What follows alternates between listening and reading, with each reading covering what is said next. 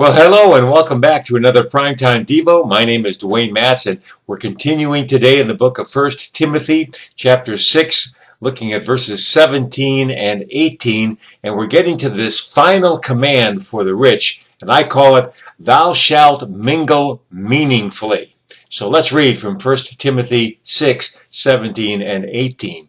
Paul writes, Command those who are rich in this present age, again, that's you and I, not to be haughty, nor to trust in uncertain riches, but in the living God, who gives us richly all things to enjoy. Let them do good, that they be rich in good works, ready to give, willing to share. 1 Timothy 6, 17 and 18. So the final command listed here for the rich is, Thou shalt be willing to share. But you know what? It's not what you think it is.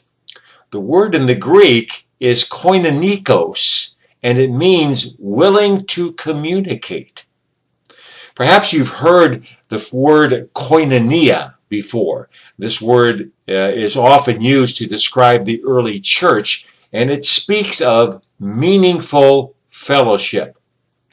Don't think that just being generous with your money is enough.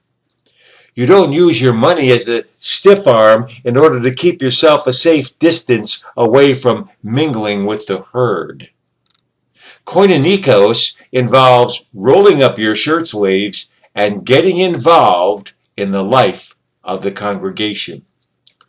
And I fear this is a very real threat in the church today, where it's really easy to get lost in the sheer numbers. And we need to fight this tendency with all we have, because it is hurting our evangelism efforts. We need koinonia.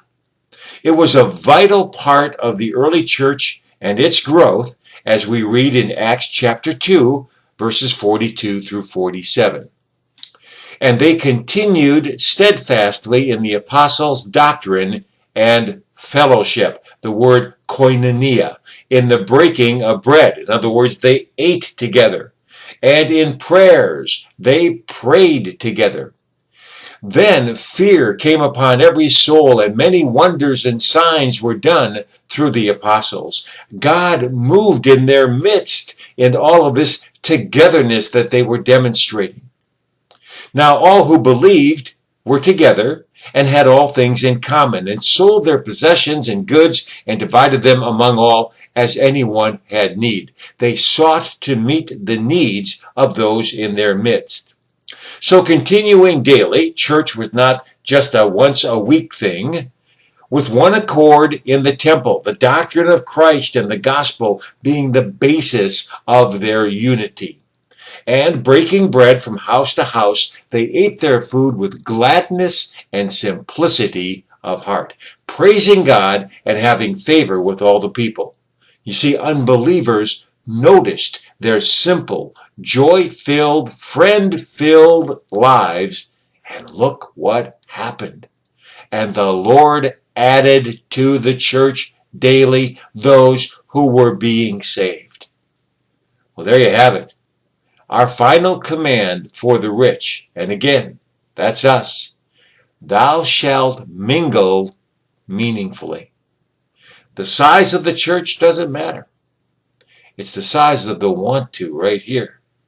And it starts with each and every one of us. Well, thank you much for listening. God bless you. Remember, Jesus loves you. Be sure to tell your face about it.